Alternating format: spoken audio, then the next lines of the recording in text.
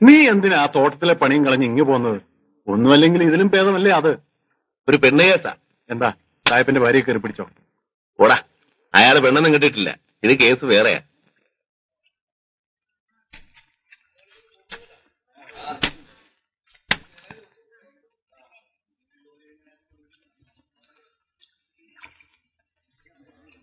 എന്റെ മണിപ്പേഴ്സിനകത്ത് ഒരു പഴയ കുറ്റിക്കാരുടെ ഫോട്ടോ ഉണ്ടായിരുന്നു. അതൊരു ദിവസം ഗതികേറി സാഹിബിന്റെ കയ്യിൽ ചെന്ന് പെട്ടു. ഫോട്ടോ കണ്ടപ്പോ അയാൾക്കൊരു പൂതി. ഞാൻ പറഞ്ഞു, എന്റെ പൊന്നു മുതലാളി, അവളെ ഒരു ദരിദ്രവാസി കെട്ടിപ്പോയി. ഇനി ഞാൻ വിചാരിച്ചിട്ട് ഒരു കാര്യമില്ല. എവിടെ അയാളെ സമ്മതിക്കും? അവനവന്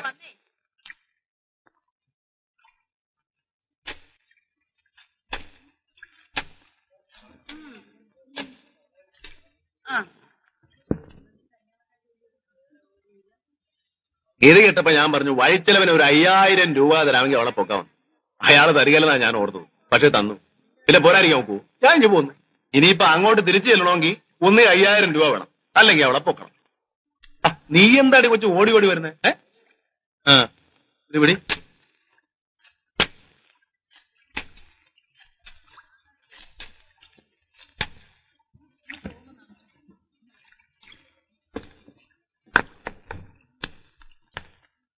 സായിപ്പിന്റെ പെരിയളയ്ക്ക് സുന്ദരിയുടെ പേര് ഞാൻ പറയട്ടെ. ഹൈമി. എടാ മിടുക്കാ.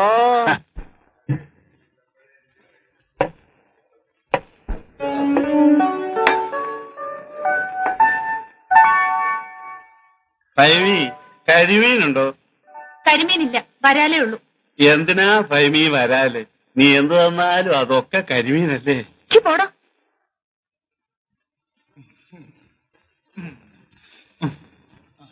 കെട്ടിയതാണെന്നും പറഞ്ഞിരുന്നു, ദേ കേട്ടില്ലേ?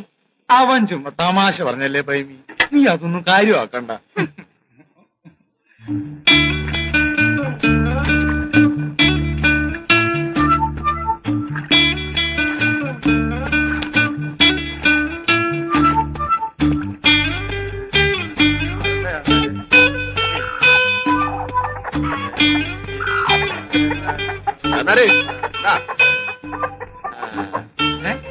എവിടുന്നാടാ പരമോ നിനക്ക് ഇത്രയും മുഴുത്ത വരാല് കിട്ടുന്നത്? തോട്ടി ചില നല്ല സ്ത്രീകൾ കിടന്നു. ചാന്നാരിക്കാരെ ആരോട് ചെന്ന് പറയരുത്. പറഞ്ഞാൽ ചിലപ്പോ അവന്മാരും രാത്രി ഇറങ്ങി തോട്ടി തപ്പോടുന്നു. ഒഴുക്കുവെള്ളത്തിൽ ഇത്രയും വിളഞ്ഞ വരാല് കാണാൻ വഴിയില്ലല്ലോ. അപ്പം തിന്നാ പോരെ, കുഴിയിടുന്ന എന്തിനാ? വേണ്ടെങ്കി വാങ്ങണ്ട. ഒരുമാതിരി കള്ളന്മാരോട് വർത്താനം പറയുന്ന പോലെ. അല്ല, ഇതിപ്പം എവിടുന്നാണ്? എനിക്കെന്താ? കൊടുത്തേര് കൊടുത്തേര്.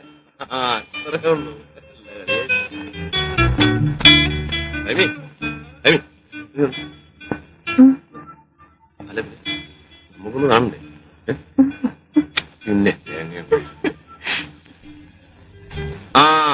അണയുടെ അണയുടെ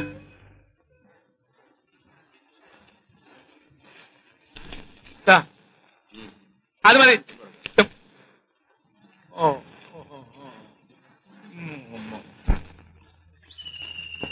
വെറുതെ അല്ലടാ ഇവനെ ഇവിടുന്ന് സായിപ്പന്മാര് പൊക്കിക്കൊണ്ട് പോകുന്നേ. കഞ്ചാവിന്റെ സുഖം അതൊന്ന് വേറെ തന്നെയാ. എടാ, അത് പൊളിഞ്ഞു വെക്കണം, അതിന്റെ ഗ്യാസ് പോവും. കഞ്ചാവിന്റെ വില എന്താന്ന് നിനക്കറിയോ? കഞ്ചാവ്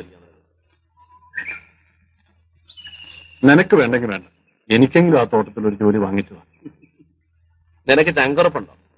ഉണ്ടെങ്കിൽ എന്റെ കൂടെ വാ. കാശുണ്ടാക്കാനുള്ള വഴി ഇവിടെ തന്നെ ഉണ്ട്. കാവും കുളത്തിൽ മീൻ പിടിക്കാനോ? ഒന്ന് പോടാ കഴുതേ.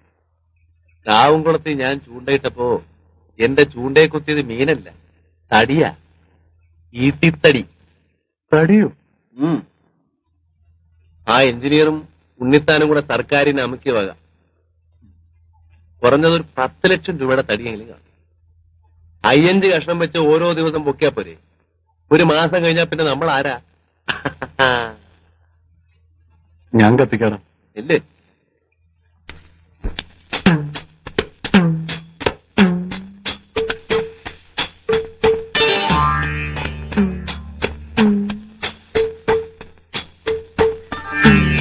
കൊടുക്കും. മിന്നിക്കണേ.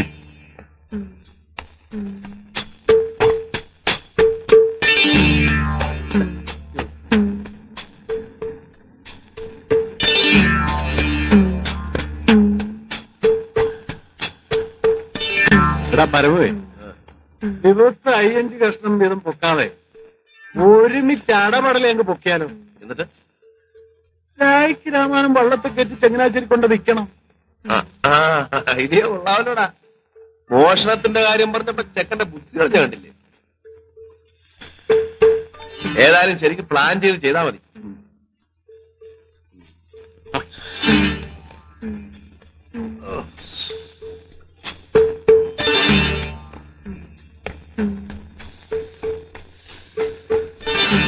അഞ്ച് നിനക്ക്, 5 എനിക്ക്, ലക്ഷം.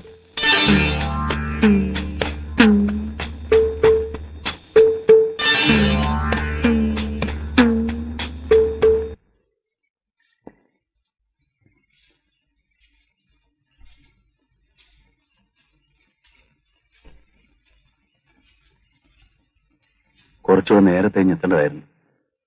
ഇനി സാധനം എടുത്ത് ചങ്ങനാശ്ശേരി ചെല്ലുമ്പോ നേരം വെളുക്കും.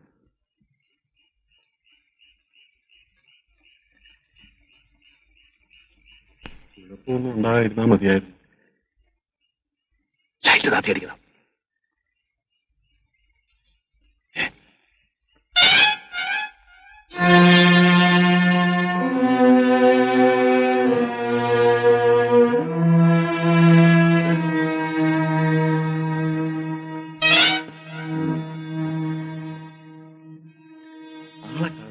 ഇപ്പൊ വരും.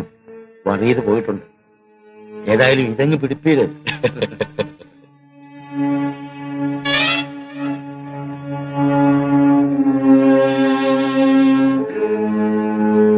അധികം താമസിച്ചാൽ ഇനി പറ്റില്ല. രാവിലെ ഓഫീസ് സമയത്തിന് മുമ്പ് തിരുവനന്തപുരത്തെത്തണം. സെക്രട്ടറിയുടെ വീതം കൊടുക്കണ്ടേ? സെക്രട്ടറിയുടെ വീതവും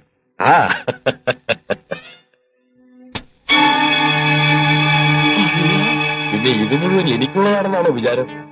അത് കൊള്ളാം. Superintendent, engineer, chief engineer, government secretary, ഇവർക്ക് എല്ലാവർക്കും കൂടി ഉള്ളതാ. അയ്യോ, പിന്നെ എന്തിനാ ഇത്രയും രൂപ ഇങ്ങോട്ട് കൊണ്ടുവന്നത്? അതെ, ഭാര്യനടുത്ത് തിരുവനന്തപുരത്ത് പോകുന്നു എന്ന് പറഞ്ഞാണ് ഇറങ്ങിയത്. രാവിലെ പണം എടുക്കാൻ വേണ്ടി തിരിച്ച് വീട്ടിൽ ചെല്ലാൻ പറ്റുമോ? അതാ ഐഡിയ.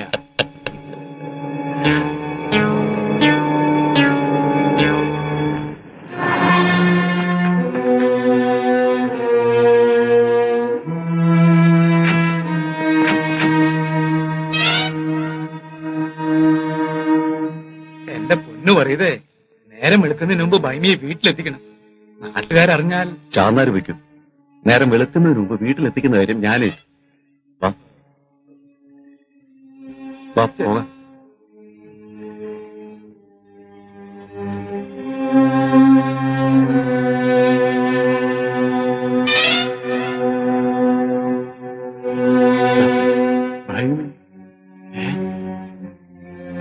ഒരു കൂത്തച്ചി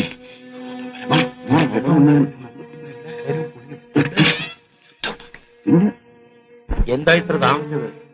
വാ വാ. ഇതിനൊക്കെയാ സാറേ യോഗം എന്ന് പറയുന്നു.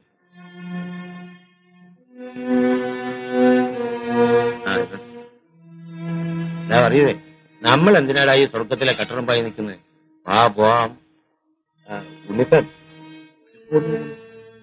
ഇതെന്ത് ചോദ്യമാ സാറ്? കാവും കുളത്തിനടുത്താണോ കുഴപ്പം? ഇവളോട് ചോദിച്ചേ. അല്ല, ഈ പണമൊക്കെ ഉള്ളതുകൊണ്ട് സാറിന് അത്ര സംശയമാണെങ്കിൽ ഇതിരിക്കട്ടെ, പിന്നെ തന്നാ മതി.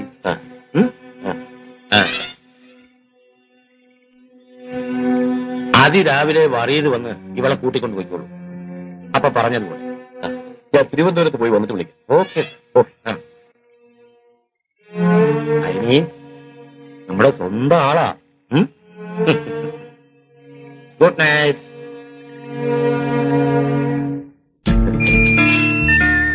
എന്താ പേര്? ഭൈമി. നല്ല പേര്. വാ.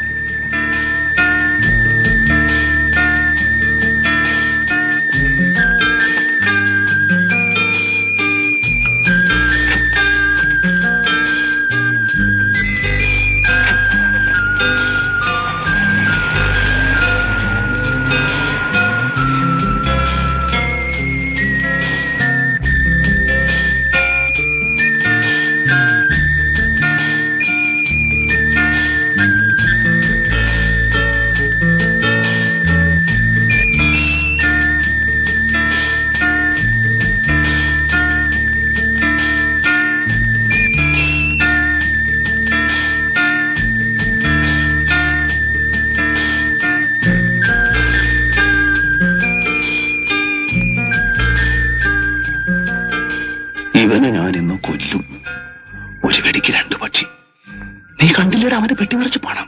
പക്ഷെ തോക്ക് അതൊന്നും സാരമില്ല, അവന്റെ കാര്യം ഞാൻ ഏറ്റ്. അവളെ പേടിച്ചാൽ വിളിക്കാതെ നീ നോക്കണം.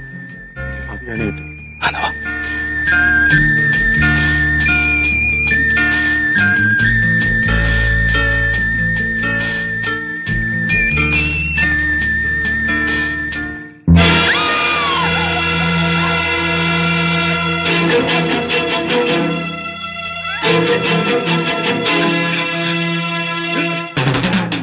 ഭൈമി, ഇത് ഞങ്ങളാണ്, പരമവും ജോണിയും.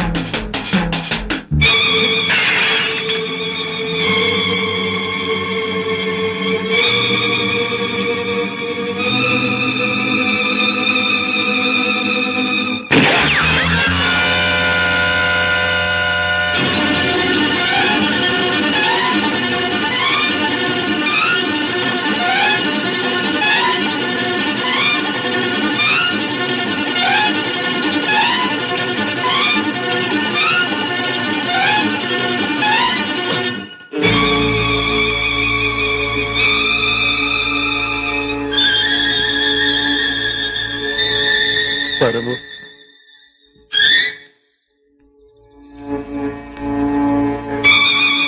പേടിക്കാതാ. നമ്മള് 3 പേര് മാത്രമേ അറിഞ്ഞിട്ടുള്ളൂ. ഏതായാലും സംഭവിക്കാനുള്ള സംഭവിച്ചു.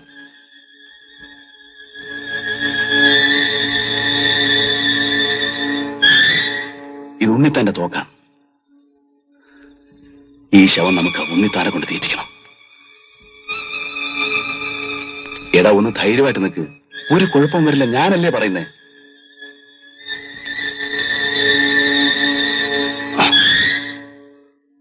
ചുരുങ്ങിയതൊരു 10 ലക്ഷം രൂപയെങ്കിലും വരും. ജോണി, തൽക്കാലം നീ ഇതൊരു തൊളിച്ചു വയ്ക്കും.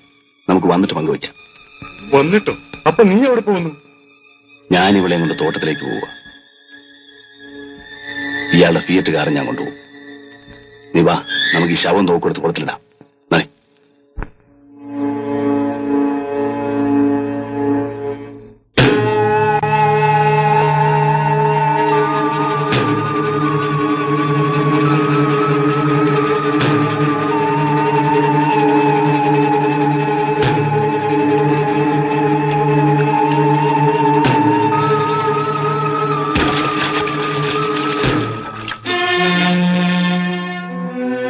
ഞാൻ പോയിട്ടോട്ടെ.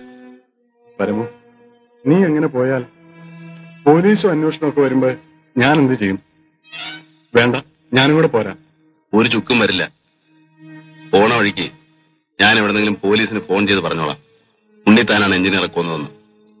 അന്വേഷണത്തിനും മറ്റും വരുമ്പോ നീ ഒന്നും അറിയാത്ത പോലെ നിന്നോ. പിന്നൊരു കാര്യം, നമ്മള് 3 പേരല്ലാതെ 4മതൊരാൾ ഇത് അറിയാനിടയായാൽ ഇല്ല. എന്നാ വയ്ക്കും. ജോണി, എന്റെ വീട്ടിൽ കൂടി ഒരു കണ്ണ് വേണം. ഇതിൽ കുറച്ച് കാശ് എന്റെ അച്ഛന് കൊടുക്കണം. പതുക്കെ മതി. ശരി. അകൽ